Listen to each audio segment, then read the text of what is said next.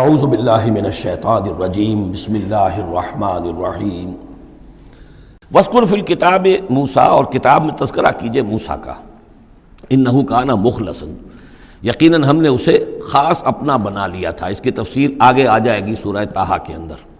وکان رسولا نبی، اور وہ رسول نبی تھے۔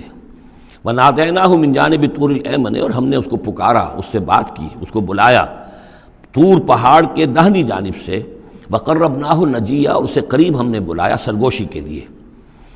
ووہبنا لہ من رحمتنا اخاہ ہارون نبیہ، اور ہم نے اسے اپنی رحمت سے اس کو یہ مقام بھی عطا کیا کہ اس کے بھائی ہارون کو بھی نبوت عطا کر دی، چونکہ یہ درخواست کی تھی حضرت موسیٰ علیہ السلام نے، وہ اگلی صورت میں آ جائے گا۔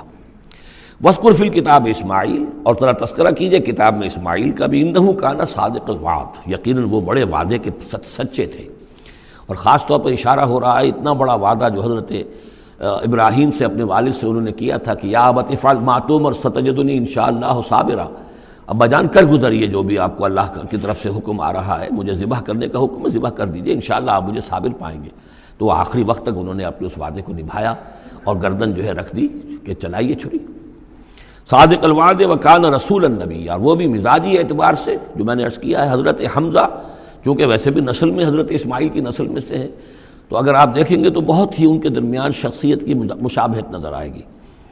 رسول النبی، وہ رسول نبی تھے۔ وکان یامر اہلہ بالصلاۃ والزکاۃ وکان عند ربہ مرضیہ، اور وہ حکم دیتے تھے اپنے گھر والوں کو نماز کا بھی اور زکوٰۃ کا بھی، اور وہ اپنے رب کے نزدیک بہت ہی پسندیدہ تھے، بہت ہی اللہ تعالیٰ کو کے منظور نظر کہہ لیجیے، مرضیہ۔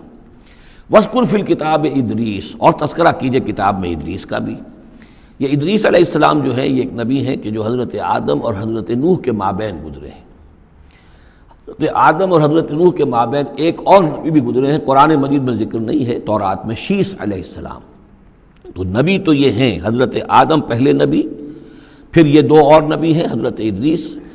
اس تورات میں ان کا نام حنوک ہے، شیس کا نام سیس ہے، وہ تو ٹھیک ہے، اور قرآن مجید میں ان کا تذکرہ بھی نہیں ہے، لیکن حضرت ادریس کا حنوک نام ہے وہاں۔ لیکن یہ کہ یہ دونوں ہیں درمیان میں حضرت آدم اور حضرت نوح علیہ السلام، پہلے رسول حضرت نوح علیہ السلام ہے، یہ دونوں نبی ہیں صرف۔ وَاذْكُرْ فِي الْكِتَابِ ادریس، اور تذکرہ کیجئے کتاب میں، اس قرآن میں، ادریس کا، انہ کان صدیقا نبیہ، یقیناً وہ بھی صدیق نبی تھے، مزاجاً ان کا بھی وہی حضرت ابراہیم کے ساتھ مناسبت، صدیقیت والا مزاج۔ وَرَفَعْنَاهُ مَكَانًا عَلِيًّا، اور ہم نے انہیں اٹھایا تھا بہت بلند مقام تک۔ اب یہ اٹھانا جو ہے ویسے تو بعض لوگوں کا خیال ہے کہ شاید وہ بھی حضرت عیسیٰ علیہ السلام کی طرح رفع سماوی ان کی ہوئی ہے، چوتھے آسمان میں حضور کی ان سے ملاقات ہوئی ہے شب معراج میں۔ لیکن ایک مفہوم اس کا یہ بھی ہے کہ اونچا مقام دینا، بلند مقام دینا، اس لیے کہ یہاں الہ نہیں ہے، وہاں جو ہے وہ رافعک الیہ، جہاں کہا گیا حضرت عیسیٰ کے بارے میں تمہیں اٹھانے والا ہوں اپنی طرف، تو اس سے مفہوم جو ہے بہت معین ہو جاتا ہے، یہاں ضروری نہیں ہے کہ وہ مفہوم لیا جائے۔ اولئک الذین انعم اللہ علیہم، دیکھیے وہی لفظ آ گیا اب، یہ ہیں وہ لوگ جن پر انعام فرمایا ہے اللہ نے، من النبیین، انبیاء میں سے۔ اب ہم کیونکہ منعم علیہم کے 4 طبقات تھے، ان میں سے یہ انبیاء کا تذکرہ ہو رہا ہے سب کا۔ تو من النبیین، من ذریۃ آدم، اولاد آدم میں سے، وممن حملنا مع نوح، اور پھر بعد ان میں سے ان کی نسل میں سے ہیں جنہیں ہم نے نوح کے ساتھ اس کشتی میں سوار کرایا، ومن ذریۃ ابراہیم، اور پھر ذریۃ ابراہیم میں سے ہیں، ان کی اولاد سے، و اسرائیل، اور حضرت یعقوب کی نسل سے ہیں، وممن ہدینا واجتبینا، اور جنہیں کہ ہم نے ہدایت دی اور جنہیں ہم نے چن لیا، پسند کر لیا۔ اذا تتلی علیہم آیات الرحمن، ان کی کیفیت یہ ہوتی تھی کہ جب رحمان کی آیات ان کو پڑھ کر سنائی جاتی تھی، خروا سجدا و بکیا، تو وہ گر پڑتے تھے اللہ کی جناب میں سجدہ کرتے ہوئے، روتے ہوئے۔ فخلف من بعدہم خلف، پھر ان کی جگہ پر بعد میں آ گئے، ان کے جانشین ہوئے، ان کے وارث ہوئے ایسے ناخلف لوگ۔ یہ خلف کا لفظ جب آتا ہے لام کی جزم کے ساتھ تو ناخلف، یعنی ایسے لوگ کہ جو اپنے اسلاف کے کردار اور ان کی بزرگی جو ہے اس کو برباد کرنے والے، تباہ کرنے والے، ان کی نیک نامی کو بٹا لگانے والے ہوں، ناخلف۔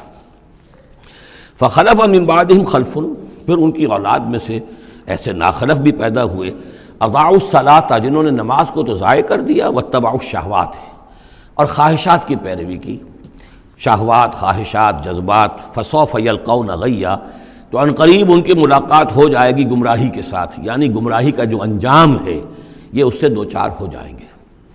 الا من تاب وآمن وعمل صالحا، سوائے اس کے کہ جو توبہ کریں اور ایمان لائیں اور نیک عمل کریں، فاولئک یدخلون الجنہ، وہ لوگ جنت میں داخل ہوں گے، ولا یظلمون شیئا، اور ان پر قطعاً کوئی ظلم نہیں کیا جائے گا، ان کا کوئی حق تلفی نہیں کی جائے گی، ان کے پورے اعمال کا انہیں بدلہ مل جائے گا۔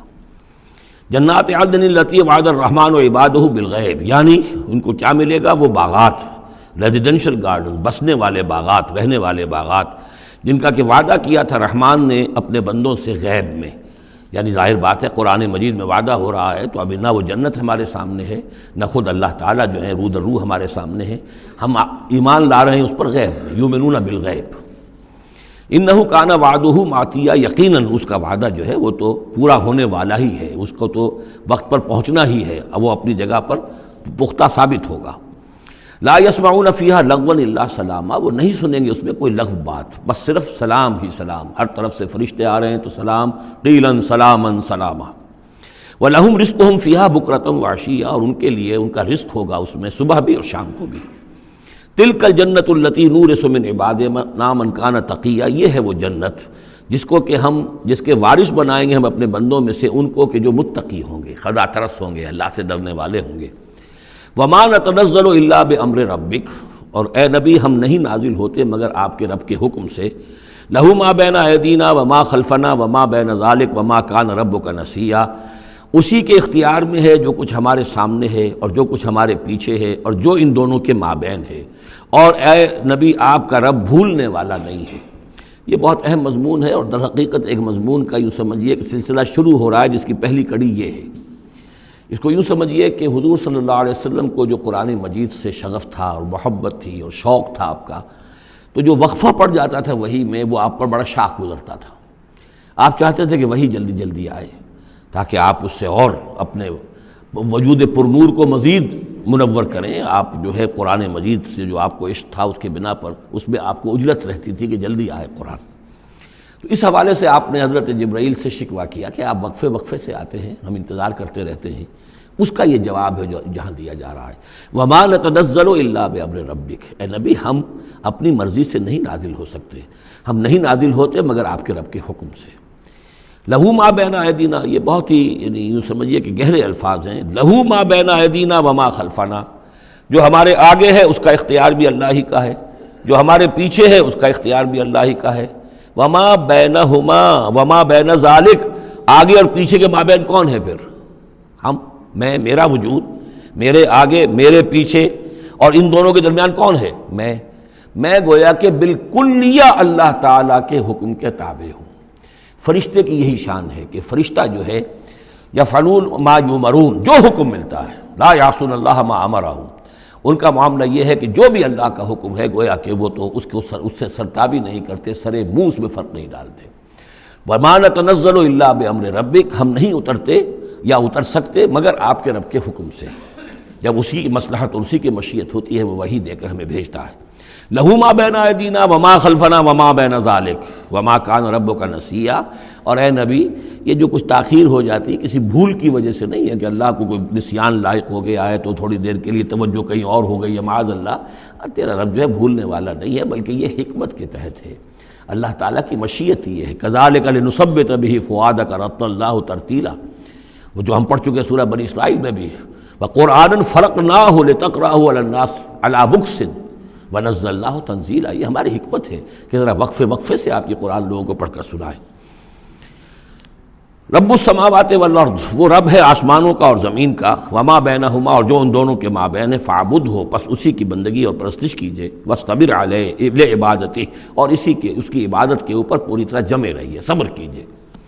هل تعلم له سمیہ، تو کیا تم جانتے ہو کہ اس کی سی شان کا کوئی اور ہستی ہے؟ ظاہر بات ہے جو شان اللہ کی ہے اس کی سی شان رکھنے والی کوئی اور ہستی کائنات میں موجود نہیں۔